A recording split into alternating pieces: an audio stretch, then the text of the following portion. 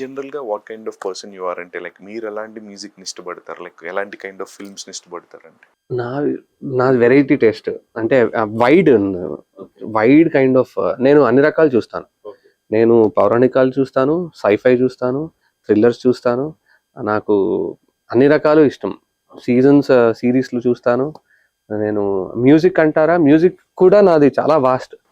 నాకు కర్ణాటిక్ మ్యూజిక్ ఇష్టం, Hindustani classical music ఇష్టం, సినిమా పాటలు ఇష్టం, వెస్టర్న్ సాంగ్స్ వింటూ ఉంటాను. సో అంటే వైడ్ కైండ్ ఆఫ్ వెరైటీస్ ఉన్నాయి నాకు. ఓకే సార్, వైడ్ ఇన్ఫ్యూజన్ ఎందుకు స్టార్ట్ అయింది సార్? ఇది ఎట్లా ఐడియా అంటే గోయింగ్ గుడ్ ఇన్ సింగింగ్, సినిమాలు అన్ని బాగున్నాయి and coming out of that and started infusion.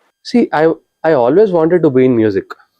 Infusion అనేది అది అంటే ట్రెండ్ స్టార్ట్ అయింది. ఇప్పుడు మీరు అడిగారు కదా, ఇప్పుడు జెన్జీ ఎక్కడ కనెక్ట్ అవుతున్నారంటే, సో అదొక ట్రెండ్ ఉంది కాబట్టి ఆ ట్రెండ్ ని మనము ముందుకు తీసుకెళ్దాం, మన తగిన రీతిలో ముందుకు తీసుకెళ్దాం అని చెప్పి అనుకొని యూనో బాగుంది. ఇప్పుడు going well, bunch of people మేమందరం మంచిగా కనెక్ట్ అయ్యి, so we are taking it forward. Like pub లో వింటున్నప్పుడు ఇట్స్ కైండ్ ఆఫ్ వైబ్ ఉంటుంది సార్. నీది ఉన్నప్పుడు పర్టికులర్ గా ఆ రోజు ముందే పోస్ట్ చేస్తారు కదా వాళ్ళు, లైక్ ఇన్ఫ్యూజన్ బ్యాండ్ అన్నట్టు. ఆ రోజు మొత్తం బాగా క్రౌడ్ గ్యాదర్ అవుతున్నారు. కరెక్ట్ అవునండి. అంటే it's been almost 6.5 years now. 6.5 years అయింది స్టార్ట్ చేసి. సో ఇట్ వాజ్ అంటే స్మూత్ ఏం కాదు అది, దానికి మళ్ళీ ఉంటాయండి. Oh yes, ups and downs చాలా ఉంటాయి. ఓకే, సో అది కూడా ఏం స్మూత్ ఏం కాదు. బయటికి కనిపించేటప్పుడు మేము చాలా స్మూత్ గా ఉంది అని చూపిస్తాం, కానీ దాని వెనకాల ఉండాల్సిన హర్డల్స్ చాలా ఉంటాయి. ప్రతి దానికి ఖచ్చితంగా ఉంటుంది. సినిమా చూసిన ఒక కుర్రోడు అండి, of course 12 years bye, 8th class చదువుతున్నాడు.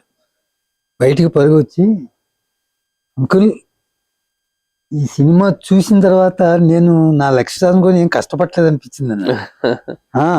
మనం కష్టపడాల్సింది చాలా ఉంది. ఇలా అన్నాడండి ప్రాక్టికల్ గా శ్రీకాకుళంలో. అలా అన్నాడు అనమాట. ఆ విధంగా పిల్లలకు కూడా ఇన్స్పైర్ అవుతుంది. డెఫినెట్లీ అవుతుంది. నేను చెప్పా కదా, to find motivation, to find inspiration, definitely ఈ సినిమా చాలా చాలా కనెక్ట్ అవుతారు వాళ్ళకి. అండ్ ఇది శ్రీకాకుళం వైపు అండ్ విజయనగరం వైపు ఇది స్క్రీనింగ్ వేశారండి. ఓకే అండి.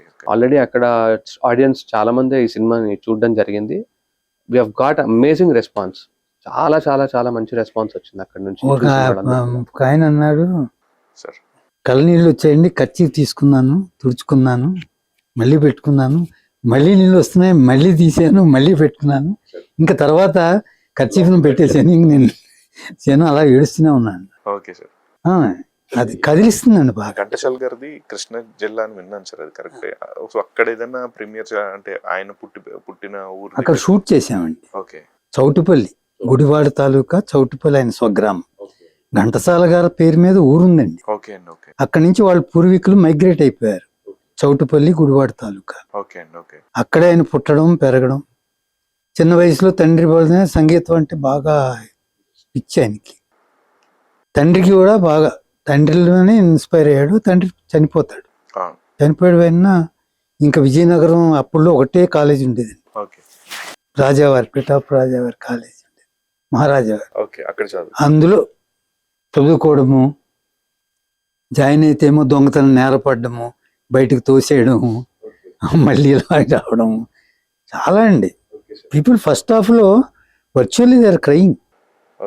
ఎందుకంటే వాళ్ళని, ఇప్పుడు ప్రతి ఒక్కరి జీవితంలో కష్టం ఉంటుంది అందరికి, కష్టం దాటుకెళ్ళి ముందుకెళ్తేనే అది ఐడెంటిఫై కనెక్ట్ అవుతున్నారండి దానికి. ఓహో నేను కూడా ఇలా అయింది, ఇంత కష్టం. ప్రాక్టికలీ బెగ్గడ్ ఇన్ ద స్ట్రీట్స్ అండి. సంగీతం నేర్చుకోవడం కోసం జోలి పట్టుకు అడుక్కున్నాడు ఆయన. అదేటప్పటికి కదిలిపోతున్నారు జనాలు అంత. అంటే మనకి ఏదో ఆయన పాట వింటాను చెప్పిన just know he was telling. ఇప్పుడు అడిగారు కదా, అడిగితే ఏంటంటే బయట అంతా బాగానే ఉంటది, కానీ అది వచ్చేటప్పటికి ఎలా ఉంటుంది అది అట్లా. సార్ అంటే ఇందాక ఆయన చెప్పారు కదా సార్, ఘంటసాల గారు ఫస్ట్ పాట పాడడానికి ఎంత స్ట్రగుల్ అయితే అయి ఉన్నారో, అలాంటి స్ట్రగుల్ నాకు తెలిసి మ్యాక్సిమం ఉండదు అనేసి అని అంటున్నారు. లైక్ మీకు ఎప్పుడైనా గుర్తొచ్చింది సార్ బ్రో, మీకు ఫస్ట్ అంటే మీరు సినిమాలో మీరు పాడిన ఫస్ట్ సాంగ్ ముందు మీరు మీ జర్నీ అంతా ఒకసారి ఎప్పుడైనా రికాల్ చేసుకున్నారా? Thanks to the media and everything అండి. మా జనరేషన్ లో అప్పుడు ఉన్నంత ఛాలెంజెస్ ఇప్పుడు లేవు. మీకు డిఫరెంట్ ఛాలెంజెస్ ఉన్నాయి, మాకు డిఫరెంట్ ఛాలెంజెస్ ఉన్నాయి. ఎస్ ట్రూ, అదైతే ఒప్పుకుంటాను. ఒకటి ఏంటి అంటే నా ఫస్ట్ ప్లేబ్యాక్ సాంగ్ కూడా నేను ట్రాకే పాడాను. ఓకే. ట్రాక్ అనే పాడిచ్చారు. అది బాగుంది అని చెప్పి దాన్ని అలాగే ఫైనల్ చేశారు. 10th క్లాస్ అనే మూవీలో మౌనమేలా మనసా అని ఒక పాట పాడాను. సో ఆ పాట పాడినప్పుడు అది నేను that was suppose to be a track. Okay. అది ట్రాక్ అనుకొని పాడిచ్చారు, కానీ బాగుంది అని చెప్పి మళ్ళీ అది ఫైనల్ గా ఉంచేశారు. ఓకే. సో అది ఛాలెంజెస్ డెఫినెట్లీ ఉంటాయి. ఫీల్డ్ లో చాలా ఛాలెంజెస్ ఉంటాయి, ఒకటి కాదు రెండు కాదు. పర్టికులర్ గా ఏంటంటే ఈ ఫీల్డ్ ఏంటంటే పైకి కనబడదు కానీ చాలా చాలా ఉంటాయి. కాంపిటీషన్ ఉంటది, తోటి సింగర్స్ కాంపిటీషన్ ఉండడం ఇట్స్ ఎ గుడ్ థింగ్. ఎందుకు అంటే కాంపిటీషన్ ఉంటే బాగుంటుంది. ఇప్పుడు పక్కన వాళ్ళు బాగా పాడుతున్నారంటే వాళ్ళకన్నా బాగా పాడాలి అనే దాన్ని యూనో ఇంకా బాగా పర్ఫామ్ చేయాలి అని ఆలోచిస్తే బాగుంటుంది. Definitely it's a very good thing competition ఉండడం అనేది. కానీ కాంపిటీషన్ తో పాటు there are still many other factors which go. Conspiracies కూడా, conspiracy is a big word. వేరే ఈక్వేషన్స్ చాలా ఉంటాయి. There are lot of equations to it. అది బిజినెస్ ఈక్వేషన్స్ ఏవో రకంగా, దాన్ని మనం ఏం చేయలేము. ఓకే. అంటే getting singers from different industries to Telugu అంటే how do you look up to? అంటే it's not a controversy, just your opinion. నా ఒపీనియన్ ఇది నా పర్సనల్ ఒపీనియన్ అండి. చాలా మంది ఏం చెప్తారంటే తెలుగు సింగర్స్ ఒక తెలుగు పాట పాడితే చాలా స్పష్టంగా ఉంటుంది because they know the language. అదే ఒక హిందీ సింగర్ని తీసుకొచ్చి ఇక్కడ తెలుగు పాట పాడిస్తే ఆ ఉచ్చారణ అనేది చాలా తప్పు వస్తుంది, అండ్ వాళ్ళు పాడే ప్రొనౌన్సియేషన్ కావచ్చు ఇవన్నీ కూడా కొంచెం అది ఒక వర్డ్ని ఒక లెటర్ మారినా కూడా మారిపోద్ది కదా అని చెప్పేసి అంటారు. Just your take on it అంటే ఏం చెప్తారు సార్? నా పర్సనల్ ఒపీనియన్ ఏంటి అంటే, డెఫినెట్లీ నాకు లోపల అయితే ఉంటుందండి, తెలుగు పాట తెలుగు సింగరే పాడాలని నాకు చాలా ఆ కోరిక ఉంటుంది. అది నేననే కాదు, ఎవరైనా సరే, any singer, Telugu singer Telugu పాట పాడితే బాగుంటుంది అన్న ఫీలింగ్ నాకు ఎప్పుడూ ఉంటుంది. అది బట్ చెప్పాను కదా, దానికి చాలా డిఫరెంట్ ఈక్వేషన్స్ ఉంటాయని. అది మన చేతుల్లో లేని ఈక్వేషన్స్ అవి. మనం we can't even help to do, అంటే దాన్ని మనం ఇన్ఫ్లుయెన్స్ చేసి మార్చే ప్రయత్నం మనం ఏం చేయలేము కూడా. బట్ పాడితే డెఫినెట్లీ బాగుంటుంది, ఖచ్చితంగా బాగుంటుంది. ట్రాన్సిషన్ చూసారా అంటే మీరు స్టార్ట్ చేసినప్పుడు లైక్ ఎలా ఉండేది? బాలు గారి టైంలో అంటే సింగిల్ కార్డు ఒక 6 పాటలు ఉంటాయి, 6 పాటలు బాలు గారు పాడేవారు. తర్వాత దాన్ని అంతా ఒకటే రోజు రిలీజ్ చేసి క్యాసెట్లు ఇచ్చారు. ఇప్పుడు ఒక్కొక్క singles, first single, second single, ఒక్కొక్క సినిమాకి 2 మ్యూజిక్ డైరెక్టర్స్ వర్క్ చేస్తున్నారు. And at the same time ఒక్కొక్క పాటని 2-3 పాడించి ఏది నచ్చితే అది ఫైనల్ చేస్తారు. మీకు ఎప్పుడైనా ఇలాంటి సందర్భాలు ఎదురు? చాలా అయ్యాయి. ఓకే. నేను పాడిన చాలా పాటలు ట్రాక్స్ గా, సాంగ్ స్టార్ట్ చేసిన తర్వాత కూడా చాలా పాటలు నేను పాడినవి అంటే వేరే వాళ్ళు పాడిన సందర్భాలు చాలా ఉన్నాయి. చాలా హిట్ సాంగ్స్ ఉన్నాయి. Okay okay. అంటే ఇప్పుడు పాటలు వద్దు కానీ చాలా పాటలు ఉన్నాయి, అలా చాలా పాటలు ఉన్నాయి. ఇలాంటి చూసినప్పుడు ఏమనిపిస్తుంది అంటే ఒక రకంగా ఐ టేక్ ఇట్ పాజిటివ్లీ. ఎందుకంటే సరే మనం ఇంకా గ్రో అవ్వాలి, మనం ఇంకా బాగా పర్ఫామ్ చేయాలి అని ఆ రకంగా తీసుకుంటే పీస్ ఆఫ్ మైండ్ ఉంటుంది. అఫ్ కోర్స్ ఆ రకంగా తీసుకొనే వర్క్ చేయాలి కూడా. But at the same time ప్రతిసారి అది రిపీట్ అవుతూ ఉంటే కూడా చాలా డిజార్టనింగ్ గా ఉంటుంది. ఎందుకు అంటే ఇప్పుడు ఒక సింగర్ స్టేజ్ మీద 5 minutes పర్ఫామ్ చేయాలి అంటే దాని వెనకాల దాదాపు 10 to 15 years ఆఫ్ ఎఫర్ట్ ఉంటుంది. డెఫినెట్ గా. ఆ 5 minutes కోసం దాని వెనకాల 15 years ఆఫ్ ఎఫర్ట్ ఉంటుంది ఆ 5 minutes పర్ఫామ్ చేయాలి అంటే. సో ఆ ఎఫర్ట్ కోసం ఆ టైం పెట్టినందుకైనా ఏదైనా ఒక బ్రేక్ కానీ ఏదైనా ఒక యూనో ఒక మంచి గుర్తింపు లాగా అనుకోండి, వస్తే బాగుంటుంది కదా. ఓకే, నేను పెట్టిన ఎఫర్ట్స్ కి ఓకే ఇది వచ్చింది అని ఒక సాటిస్ఫాక్షన్ వస్తుంది ఎవరికైనా, ఏ సింగర్ కైనా. వాళ్ళు 5 years కష్టపడినా, 15 years కష్టపడినా, 25 years కష్టపడినా. నేను పర్సనలీ నా ఫస్ట్ ప్లేబ్యాక్ సాంగ్ నేను పాడిన 2006లో, ఆల్మోస్ట్ 20 years అవుతుంది ఇప్పుడు.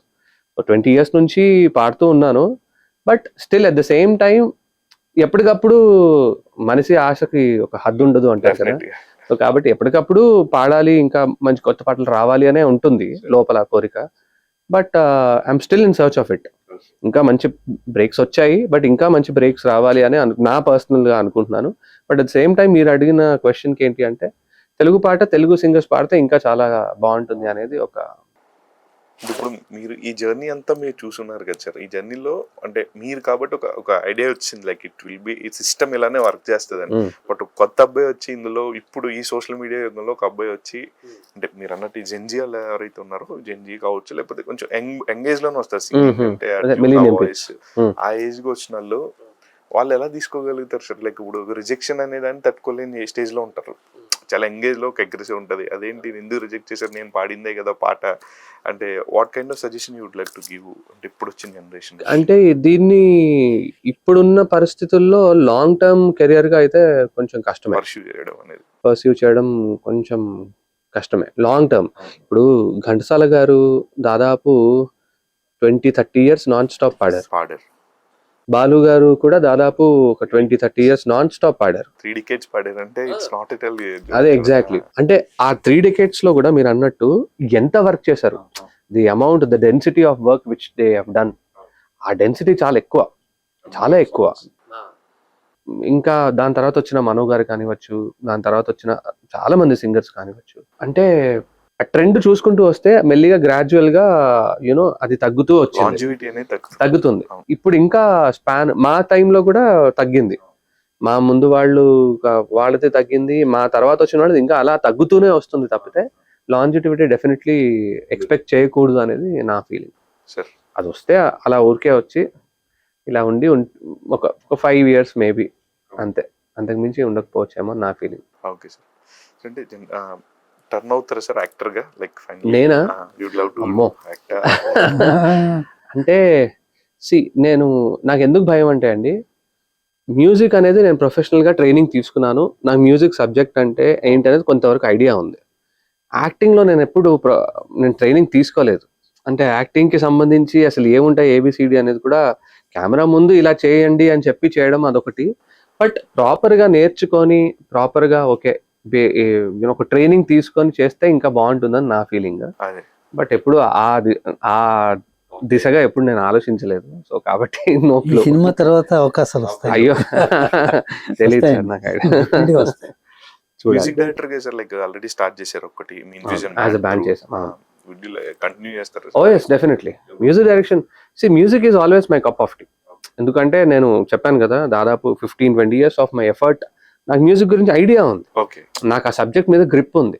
నేను దాంట్లో ఏదున్నా నేను అంటే రీసెర్చ్ చేసైనా సరే నేను ఖచ్చితంగా ఎంత డెప్త్ ఉన్నా నేను చెప్పగలుగుతాను అన్న కాన్ఫిడెన్స్ నాకు ఉంది.